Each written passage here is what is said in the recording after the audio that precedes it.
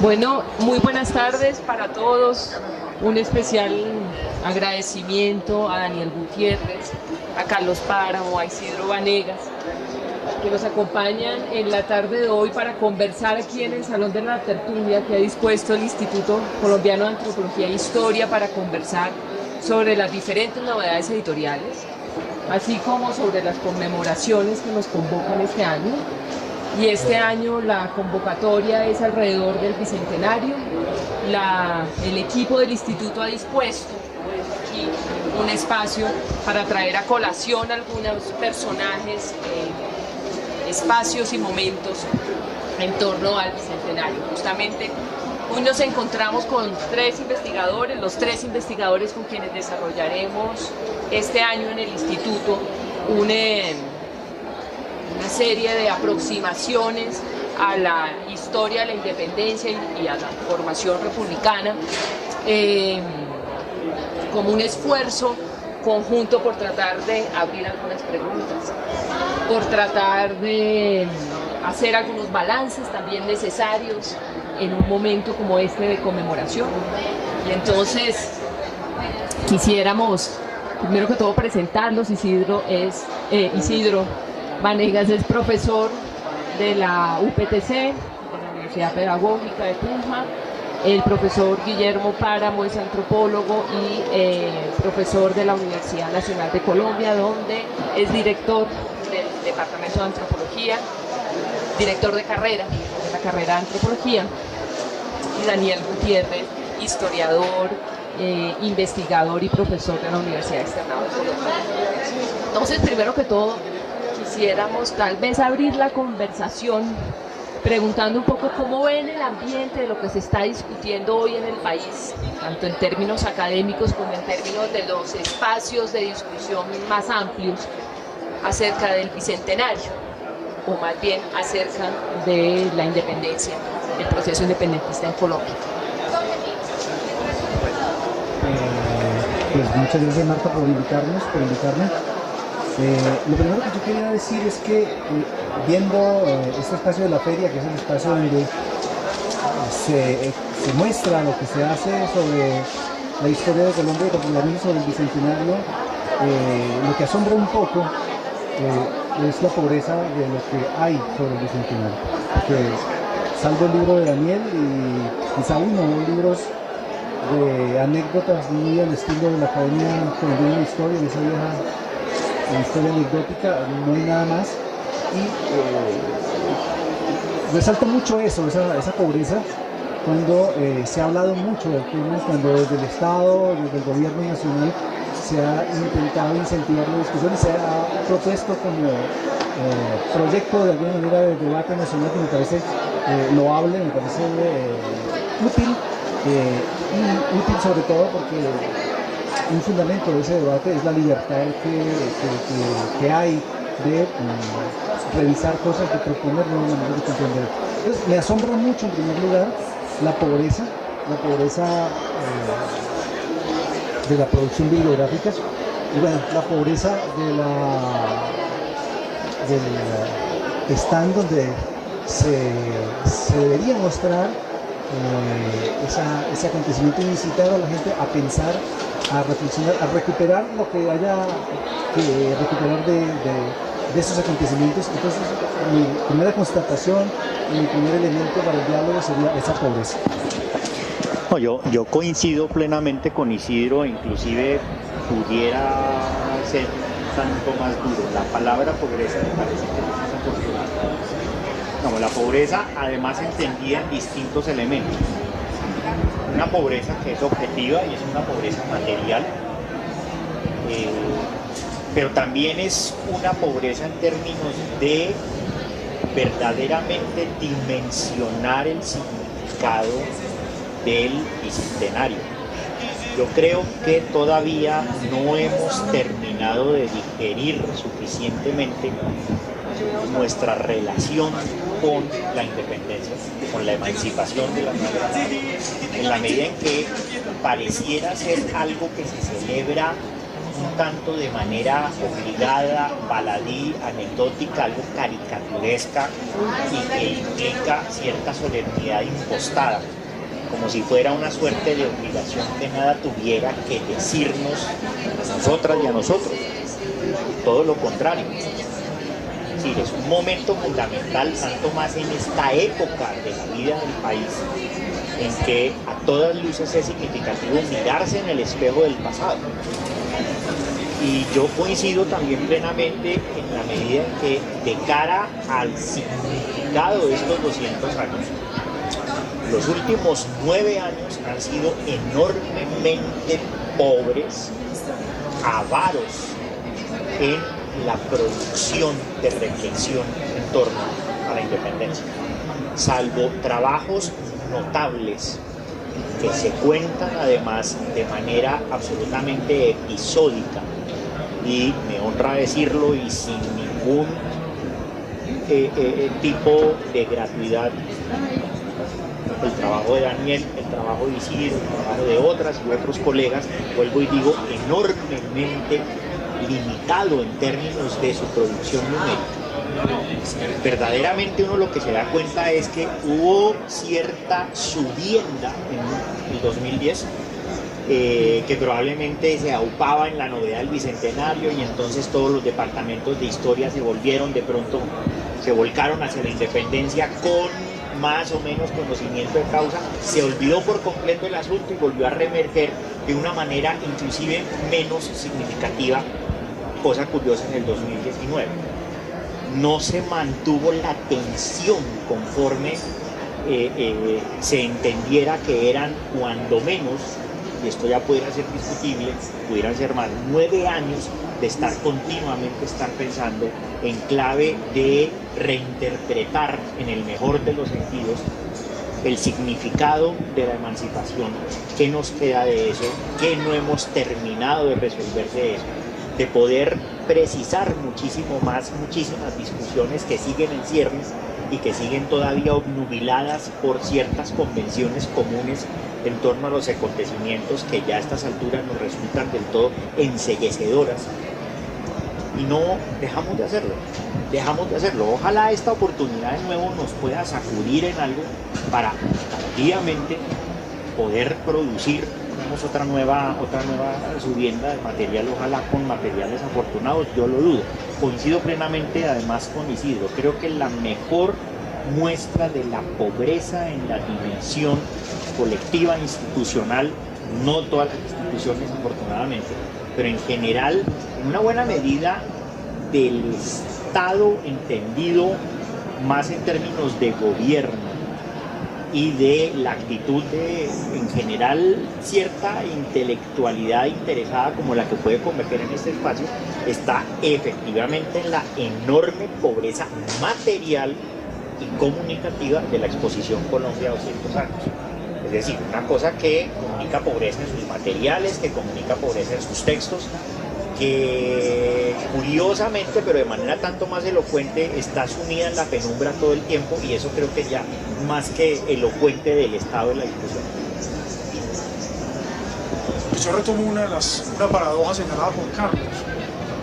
Es que es curioso hablar de improvisación cuando al mismo tiempo la improvisación tiene 10 años.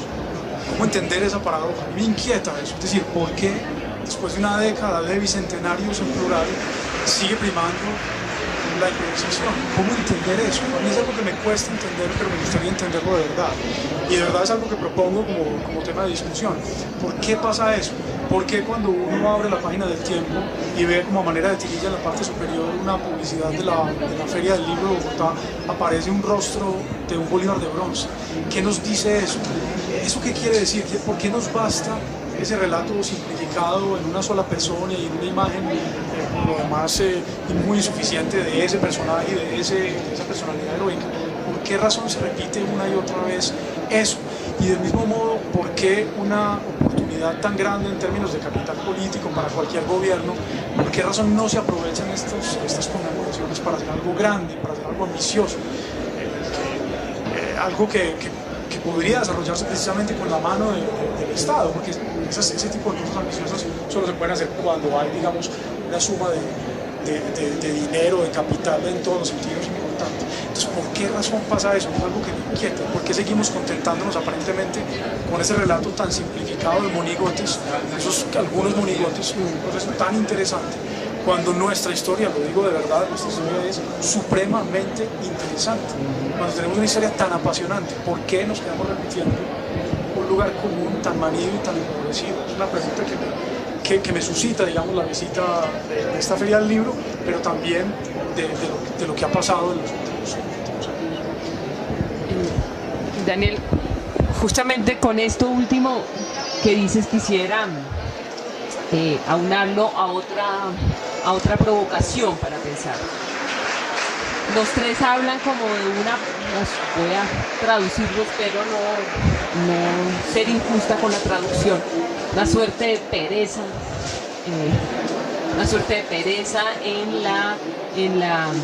en cuestionar en plantearle cuestiones, en plantearle preguntas a nuestra historia nacional, digamos. Una suerte como de pereza, desinterés, o quién, ¿no?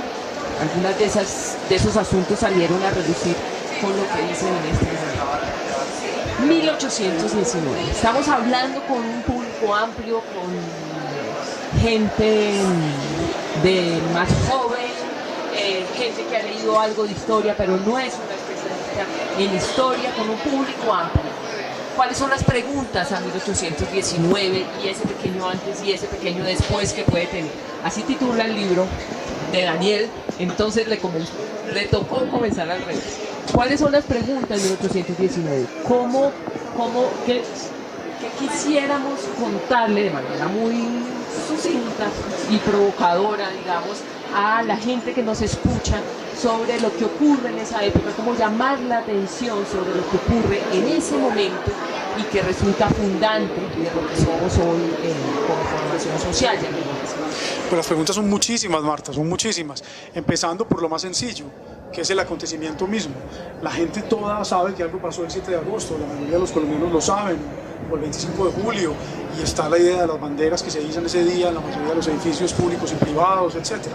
Pero más allá de ese conocimiento epidérmico no hay mucho más. Es decir, la mayoría de nuestros compatriotas ignoran qué pasó, por qué pasó, qué se jugó, cuáles fueron las consecuencias. Entonces, empezando por el acontecimiento mismo, yo diría que hay que prestarle una nueva atención al acontecimiento, tratar de interrogarlo desde nuestro presente, pero además de eso, a partir de ese acontecimiento, todas las preguntas posibles e imaginables, porque todas las conmemoraciones, y sobre todo las conmemoraciones republicanas, en las publicaciones periódicas del siglo XIX, el 20 de julio era una fecha que se utilizaba precisamente para interrogarse sobre el sentido que tenía esa asociación política, la República de Nueva Granada, la Confederación Granadina, los Estados Unidos de Colombia.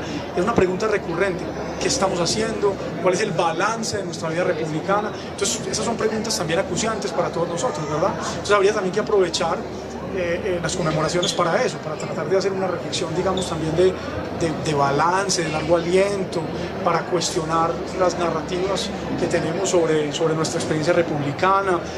Y eso también me parece bastante ausente, porque lo hemos comentado todos, hay también una suerte de discurso muy cómodo que se repite una y otra vez y que coincidencialmente, pero paradójicamente, es un discurso desesperanzado, aturdido, deprimente sobre lo que ha pasado, sin que se traten de allegar datos o de contrastar esas hipótesis con investigaciones históricas o con la realidad misma.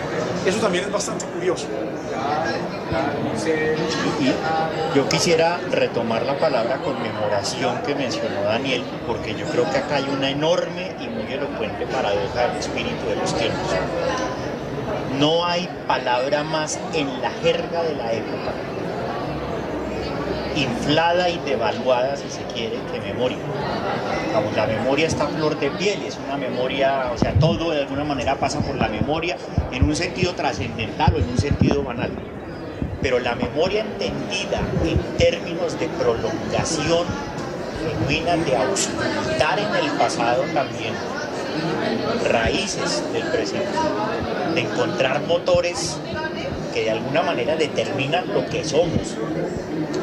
Verdaderamente ese ejercicio está completamente desestimado y, al contrario, me da la impresión de que también está devaluado en detrimento de la memoria de más corta duración. ¿Y por qué 1819? Bueno, pudiera ser 1819 entendido como un antes y un después, pero son de alguna manera hitos históricos en el sentido de hito histórico que va más allá de una bandera un día, sino de procesos que tienen parteaguas que son decisivos. De alguna manera también es reconocer algo que a mí me da la impresión que cada vez lo vemos, vuelvo y digo, con ligereza y con sorna. El proceso emancipador tuvo un carácter generacional muy importante. Hubo cuando menos una generación, pudiera observarse, pero cuando menos hubo una generación que verdaderamente, y ahí utilizo la palabra de manera consciente, porque hoy en día se abusa también de ella, apostó su vida en pos de un proyecto revolucionario. Y revolucionario en el sentido de cambiar dramáticamente las relaciones sociales, las relaciones de dependencia, de crear verdaderamente una nación, y que consideró que valía la pena hacerlo. O sea, mucha gente le puso el pecho a esto, a veces con todas las ambigüedades que caracterizan cualquiera de estos procesos. No se puede entrar a dirimir entre buenos y malos como tal vez de maneras más básicas se solía o se suele todavía hacer, pero en cualquier caso es leerlo en la clave de un proyecto que fructifica desde 1819 y que vale la pena, y que vale la pena porque se toma en serio. Y lo que es curioso y lo que me parece a mí de todo significativo es que tomemos tan poco en serio algo que hizo que verdaderamente esto valiera la pena. Yo solo quiero agregar sobre cosas, algunos aspectos de estos elementos que ustedes han señalado de manera muy pertinente. Una de las cosas sobre las cuales vale la pena preguntarse es sobre los actores, porque hay una crítica recurrente y bien fundada al relato que ha prevalecido, es ese relato heroizante, esa historia de bronce que terminó reduciendo todo a un pequeño grupo de hombres supuestamente inmaculados. Y la crítica es legítima, pero no se ha trabajado para subsanar, para replantear, para repensar justamente eso. Bueno, y si no fueron solo ellos quienes fueron, en concreto, dónde estaban esos rostros, esas gentes, esos dolores, esas angustias, esas alegrías que produce ese involucramiento. Y ahí tenemos un déficit enorme, como en muchas cosas. Yo creo que hay muchísimas preguntas. Solo quiero dejar esa y retomar una pregunta que nos hemos hecho aquí, es ¿por qué? ¿Por qué esa banalización del acontecimiento? Y yo quiero sugerir dos cosas. Una, que quizá hay una separación muy fuerte entre los historiadores profesionales, los que trabajamos de manera más o menos sistemática el tema, y quienes son divulgadores, periodistas, etcétera, etcétera. Y yo creo que hay un abismo muy fuerte. Sin embargo, no es del todo responsable de esa banalización. Yo pienso que en Colombia la gente que hace ficción y la gente que hace periodismo tiene una impronta muy fuerte en la vida intelectual nuestra. Y el problema de esta gente es que se conforma con unos relatos supremamente maniqueos, supremamente pobres, que son quizá peor de pobres que la historia de bronce que cuestionó Indalecio Líbano Aguirre por lo menos desde los años 50, que tenían una caricatura aún peor. Pienso en el libro de Antonio Caballero, pienso en literatos, hay un montón de novelas sobre la revolución, sobre ese periodo. Pienso en Pablo Montoya, que ahora es un autor afamadísimo, y a mí me parece increíble, es como se complacen en la ignorancia, cómo les basta con cosas tan elementales y tan maniqueas para proponer sus relatos que muchas veces, incluso creadores de ficción, como lo hizo García Márquez, hemos cumplido 30 años de General de su Laberinto. García Márquez, cuando hace ese libro, él no habla solo como literato, él se propone como un nuevo historiador del periodo, y ahí García Márquez entra en un ámbito en el que admite la crítica juiciosa, seria de quienes han estudiado eso.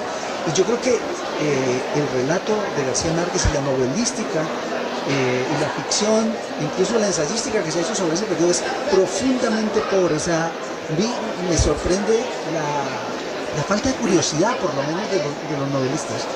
No les interesa saber, les parece que con lo que saben ya, con lo que circula, que es muy elemental, como decía Daniel, son conocimientos supremamente básicos.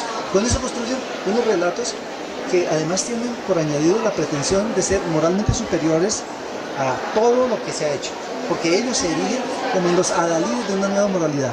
Ellos son los hombres buenos, los hombres inteligentes, la élite intelectual y moral que se contrapone a esa élite perversa, si se quiere, de este país durante los 2 siglos. Entonces, yo creo que la celebración, la conmemoración, la reflexión, tiene que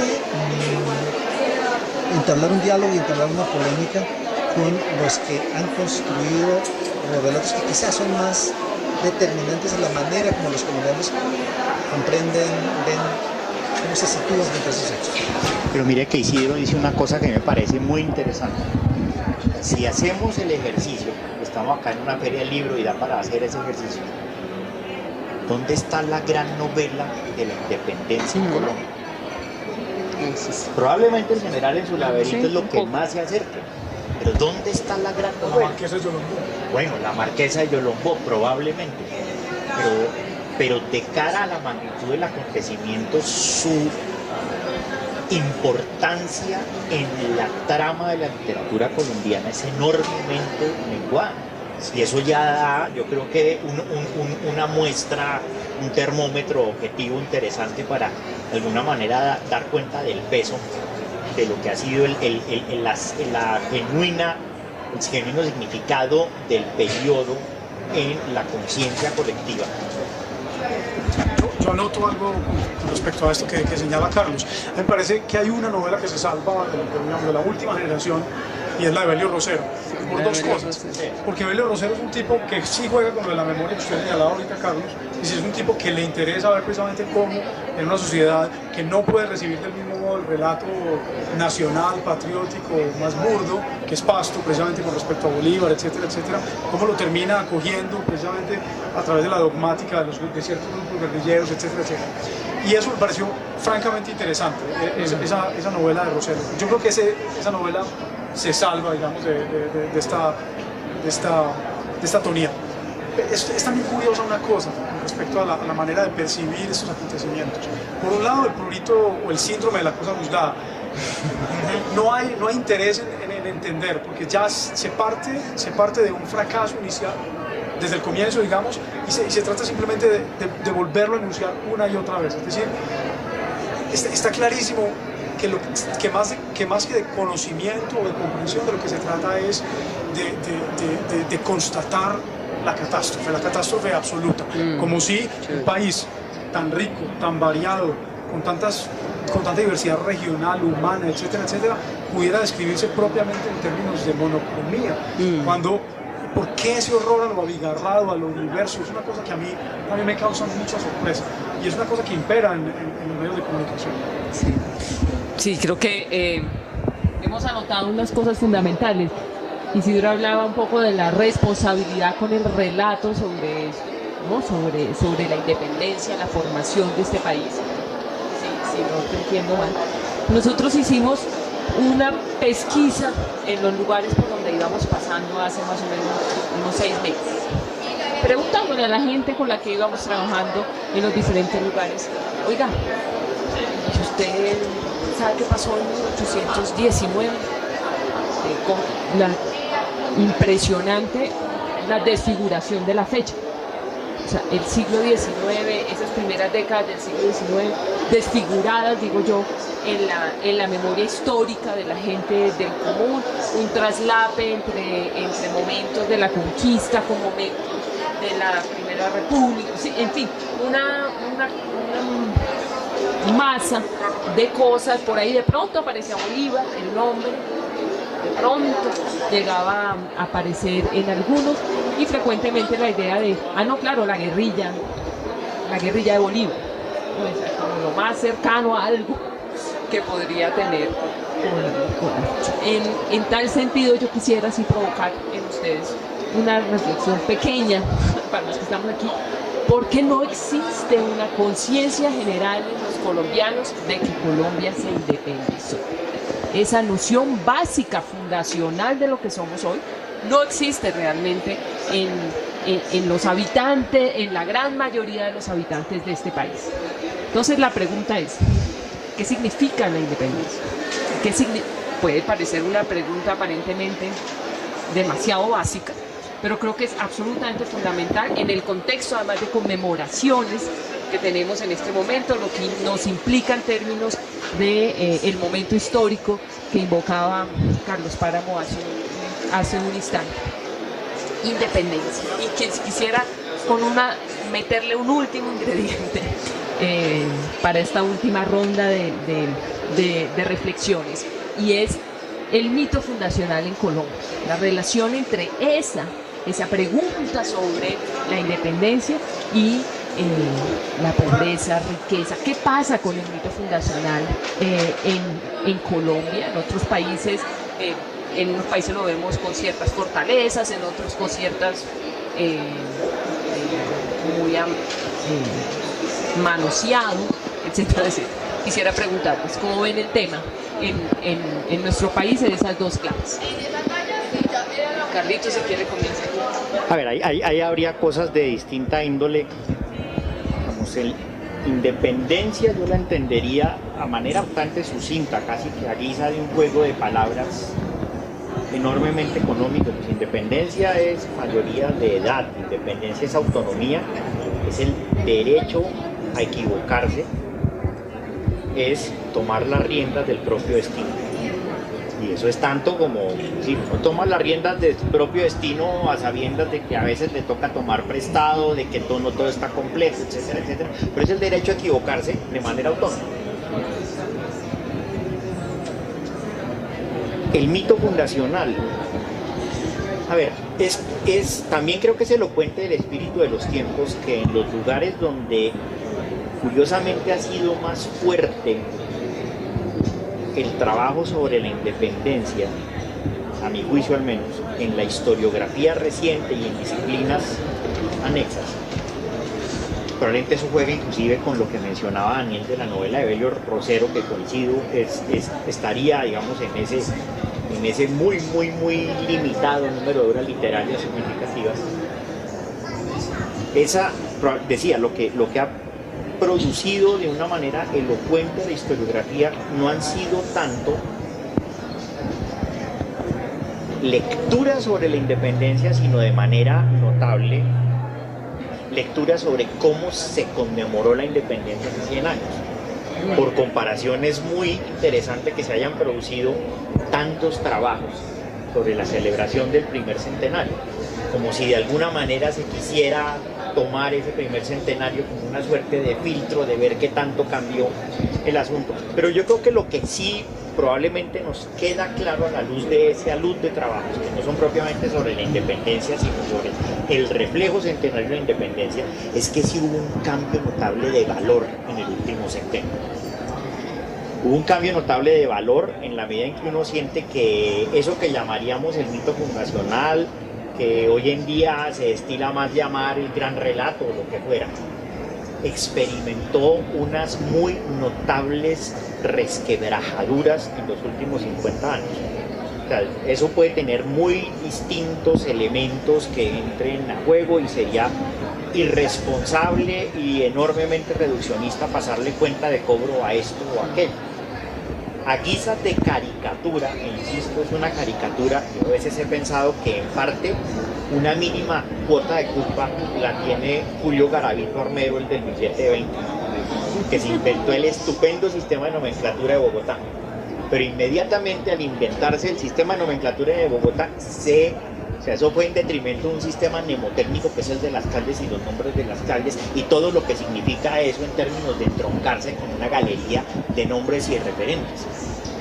Y yo pienso esto de cara a la adopción que hicimos de la nueva historia, muy inspirados particularmente en los anales, que a mí me parece que no fue del todo bien digerida Vamos, porque uno puede entender cómo surgen los debates en los anales y en la nueva historia, en otros contextos, en Gran Bretaña, en Estados Unidos, en fin, en la medida en que cuando ocurre la nueva historia entra en diálogo con un entorno social donde la memoria histórica, digamos, de los hitos más característicos está todo el tiempo en las calles, está en los hitos, en las placas azules. Eso en sí mismo puede que no diga nada, pero da un referente continuo, yo lo llamaría cosmológico y cosmogónico, de nombres, de lugares, de fechas, la batalla de tal, el general tal. Puede que eso sea historia perfectamente anecdótica y superficial, pero si se pierde también ese referente, quedarse solo en las grandes fuerzas económicas y sociales, carentes de nombres y carentes de asidero mitológico, evidentemente genera el efecto completamente devastador de que eso termina siendo un efecto, un hecho genérico del cual no hay, de alguna manera, saga, no hay una historia que pueda comunicar, que sea emocionante. Vean, ayer domingo estuvimos en una conversación y buena parte del auditorio que tuvo el coraje de escucharlo estaba enormemente debatiendo, tenía un enorme debate consigo mismo que tenía que salir corriendo a verse Juego de Tronos. Y eso es más relevante de lo que parece, digamos, esa necesidad de ese tipo de relatos también es importante para darle sentido al mundo. Esos relatos, insisto, no bastan en sí mismos, pero dan una plataforma, y esos relatos se perdieron de alguna manera. O se banalizaron al punto de convertirlos, de traducirlos en los referentes más episódicos y más pobres, de traducir la independencia en términos de un partido de fútbol, por ejemplo, que yo lo he visto, lo vi en el Museo de la Quinta de Bolívar. La Reconquista explicada como un partido de fútbol, lo cual de alguna manera tiende a ser soez. Es caricaturesco, digamos, y convertir un proceso traumático o violento en una cuestión de un partido de fútbol en un país donde se han jugado fútbol con las cabezas de la gente, pues es todavía más grotesco. Entonces, de alguna manera hay como ese afán de suponer que solo abaratando los contenidos se vuelven significativos, se vuelven comprensibles. Y creo que todavía no hemos hecho completamente las paces ni hemos podido ver con ponderación el papel estructurante que tenía eso que llamábamos historia patria, que se perdió completamente y que nunca logramos reponer eficazmente por otra cosa que mantuviera de alguna manera una conciencia, una memoria sobre el acontecimiento. Entonces, digamos, hoy en día no es sorprendente para nada que la fecha 1819 no diga nada. Bien, me parece muy interesante lo que dice Carlos. Yo no había pensado ese cambio en la nomenclatura de la ciudad de Bogotá como un elemento que pudiera ayudarnos a comprender esa pérdida que fue ese referente de la fundación de la nación, pero es muy interesante. Yo quería solo subrayar un elemento que sugirió también Carlos, que está ligado a eso, y es el cambio que se da en la historiografía. En la nueva historia, en los años 60, 70 sobre todo, hay un abandono completo del estudio de lo político y una lucha muy fuerte, muy exitosa por desterrar el referente político y por desterrar lo político del mundo social y del mundo y en las ciencias sociales. Y entonces se pensaba que cualquier tipo de referencia a la comunidad política era arcaico, era pobre, carecía completamente de pertinencia, de sentido. Tenemos que tumbaron todas esas estatuas, ¿de acuerdo? El asunto es que eso nos dejó también con una carencia muy fuerte de referentes comunes.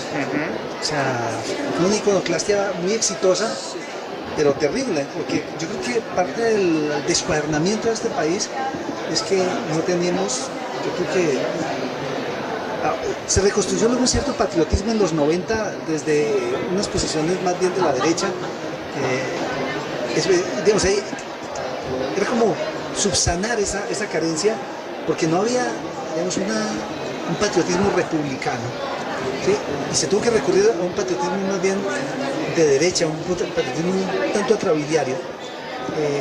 Entonces yo creo que se jugó a que el referente iba a ser, o sea, que podíamos dejar de lado, derrumbar las estatuas del pasado, de los inicios de la nación, porque íbamos a construir otras estatuas maravillosas, que eran las estatuas de la revolución socialista. ¿Sí? Bueno, no lo digo yo, es Fabio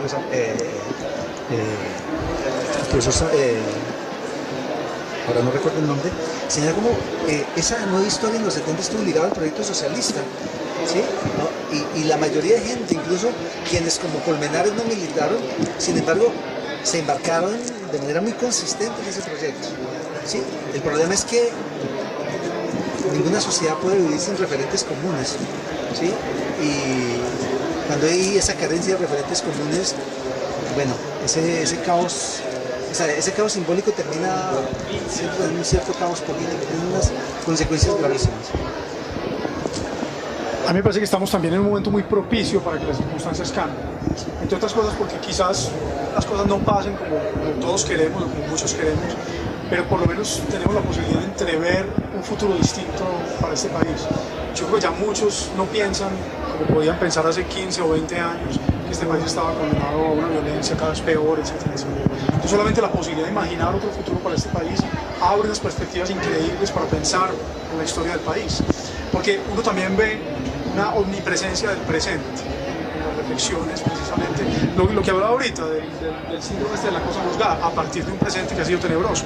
Entonces si ese presente tenebroso cesa, o por lo menos podemos imaginar que cese, también podemos entender de una manera distinta nuestra propia historia. Creo además que es un país mucho más rico que antes. O sea, económicamente este es un país mucho más rico. Hoy es un país mucho más rico, se ha enriquecido mucho. Y eso ha permitido también una complejidad social mucho mayor. Yo no sé el número de artistas plásticos en este momento que viven en Colombia de su arte, pero estoy seguro de que se ha multiplicado con respecto a los últimos 40 o 50 años. Eso habla de una complejidad de la sociedad. Es decir, yo también siento que hay un auditorio más maduro en este país. Y eso abre también interrogantes con respecto al papel de las editoriales, de los medios masivos de comunicación, de las productoras de televisión. A mí me parece que no está mal lo que ha hecho la televisión en Colombia, más con respecto al presente, no está tan mal. Es decir, ha habido reflexiones interesantes sobre el tráfico, sobre la situación en los barrios populares, en las ciudades. Ese tipo de cosas no están ausentes de las reflexiones producidas por la televisión en Colombia, que no es una televisión tan mala. No así con respecto al pasado. Creo que tiene que ver con esto que hemos señalado aquí ampliamente en esta conversación. Pero yo creo que hay un cambio de contexto que es muy interesante y que habría que saber aprovechar. Creo que hay una cosa de formación mutua. Por una parte, los científicos sociales tienen que aprender a escribir para un público amplio, y por otra, el público también tiene que aprender que en este país se está produciendo conocimiento social más interesante, más complejo, más llamativo. Entonces creo que hay que permitir ese acercamiento entre un público más maduro y también un grupo de especialistas que creo ha mejorado mucho cualitativamente. Hay algo muy interesante en el libro de la tesis doctoral de Isidro, cuando Isidro empieza a tratar de explicar la importancia del cambio que hubo, que la gente entienda, que todos entendamos lo que significó el cambio de un régimen de tipo monárquico, etcétera, una sociedad monárquica a una sociedad democrática, etcétera. Y Isidro da una explicación que a mí me sorprendió cuando la leí, decía que había sido un cambio capital, pero la gente ya no lo entendía, precisamente porque se había naturalizado muy rápidamente. O sea, Isidro parte de un éxito muy grande que tuvo la revolución. Y quizás eso durante mucho tiempo no había necesidad de explicarlo, pero probablemente debemos volver a eso, porque esa naturalidad con la que todos asumimos esto está teniendo efectos nocivos. La gente no entiende la importancia de esa mutación y de otras mutaciones que ha habido. Si usted mira el siglo XIX es un siglo para la república, para el régimen republicano, para la independencia, de alarma constante.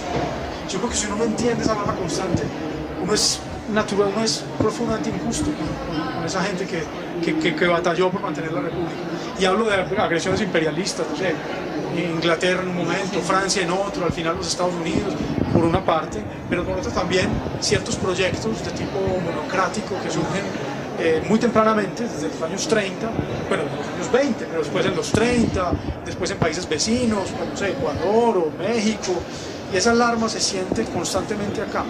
Entonces, quizás el haber perdido esas amenazas nos llevó también a menospreciar el calibre, el calado de la mutación que se produjo durante esos años y el interés que tiene precisamente nuestro proyecto republicano. Muy bien. Una última y ya nos vamos. Historia pública. Los escucho hablar y todo el tiempo viene a mí la noción de historia pública. Acabamos de hoy justamente salen los resultados de una convocatoria a estímulos del Bicentenario sobre independencia y formación republicana que lideró el instituto acompañado por la Asociación Colombiana de Historiadores con los programas de historia del país, y vimos con mucho agrado el incremento notable de los programas de historia de pregrado, de maestría y de doctorado. Tenemos 4 doctorados en el país, es importante, digamos, en la escena. Tenemos maestría, ya no recuerdo, pero son más de 10, y un conjunto de programas de pregrado que superan los 15, no recuerdo si eran 15 o 18 a nivel nacional. Estamos hablando entonces de un campo disciplinario, ya no de relatos históricos, sino de la formación en una metodología para aproximarse a la historia precisa, ¿no? El campo disciplinar crece de una manera importante, al mismo tiempo que vemos pues unos vacíos, unos huecos también con respecto a la, llamémoslo así, a la conciencia histórica nacional, o sea, ese juego entre una cosa y la otra, esa esperanza de la que nos habla Daniel. ¿Qué provocaciones tenemos allí entonces para cerrar e invitar a la gente que nos escucha en esta investigación histórica sobre la independencia que vamos a realizar con ustedes, que ustedes ya vienen realizando y que queremos impulsar o propiciar también desde el instituto? ¿Qué vamos a esperar? ¿Qué libro? ¿Qué relato? ¿Qué formato? Vamos a poder compartir un poco esta experiencia de esta inquietud sobre la independencia y la formación republicana dentro de un año o quizá 2. Yo creo que hay muchas cosas que podemos hacer, que estamos con ganas de hacer. Muchas de estas cosas aquí han sido anunciadas por las distintas intervenciones. Yo subrayaría una. Yo creo que nos hace falta pensar sistemáticamente cómo se ha construido la imagen de nosotros mismos. Lo señalaba Carlos de manera muy pertinente. Se ha visto mucho, por ejemplo, el primer centenario, o sea, momentos, pero no se ha hecho como una lectura sistemática. Cuando usted preguntaba sobre el tema de ese mito fundacional, es muy importante tener en cuenta que a finales del siglo XX fuimos muy pesimistas sobre nosotros mismos. La independencia y todo este proceso inicial de la República fue muy subvalorado, pero contrariamente en la segunda mitad del XIX, sobre todo en el periodo liberal, hubo un optimismo increíble sobre ese relato, sobre esa fundación de la nación. Los neogranadinos pensaban que eran lo más avanzado políticamente en América, en la América española, y por supuesto tenían razón. Lo señala con mucha lucidez, por ejemplo, un historiador norteamericano muy importante, James Sanders, que muestra cómo estos neogranadinos estaban a la vanguardia del mundo occidental en términos de instituciones políticas, de ideas políticas, de sensibilidades políticas. Entonces, la historia nuestra tampoco es una historia de un pesimismo permanente. Creo que hemos tenido una relación muy variada con esos referentes como el inicio de nuestra república. Hemos tenido una idea también muy variada con Europa. O sea, la idea de nación obviamente es una idea que se construye con respecto a otros, Estados Unidos, Europa sobre todo, y también nuestra relación con esos referentes ha sido muy variada y muy rica, y yo creo que vale la pena hacer un estudio sistemático de eso. Esa es una de las cosas que me parece importante de hacer. Bien, hay un asunto que mencionaba Daniel también, me parece que es fundamental. Y lo mencionaba Isidro, hay un divorcio categórico entre el mundo de la producción académica en las disciplinas sociales y evidentemente de manera marcada en la historia, la historiografía, y el universo potencial de lectores y lectoras en este país. Y yo creo que esta es una oportunidad porque nos toca en las fibras más profundas para que también por una vez tengamos un gesto de humildad en los departamentos de historia, en los lugares donde se produce historia, para reflexionar sobre cómo se comunica y con qué interés se comunica. De cara a las tradiciones historiográficas en otras latitudes que a veces están lejos de ser lejanas, se nota que hay una apropiación mucho más orgánica y sentida del deber social de la historia. Y eso va de la mano con producir textos que son cabales, que son rigurosos, pero que también son sabrosos. Es decir, textos que pueden ser leídos sin necesariamente abaratar el contenido, ser demagógicos o simplistas en la información, que era lo que también señalaba Isidro. Tenemos todavía cierta vocación exquisita y excluyente en las carreras de historia, en buena parte de las instituciones que producen historia, y es que se produce historia para ser leída por los historiadores, por los colegas y en general por círculos académicos que son enormemente restringidos. Y pongo un ejemplo que lo habíamos ya mencionado en otras circunstancias, que es a todas luces elocuente. Uno pudiera argumentar que no hay una sola historia comprensiva del proceso emancipador desde la emblemática historia de José Manuel Restrepo. En Francia se producen 5 historias de la Revolución Francesa de autor al año. Y pudiera mencionarse la Revolución Mexicana, pudiera mencionarse, digamos, otros hitos en otros lugares con arreglo a sus momentos significativos, sus momentos traumáticos, entendidos como historias de autor, algunas de estas especializadas, muchas de estas también orientadas hacia un público amplio. Ahí hay cosas buenas, regulares, malas, espléndidas.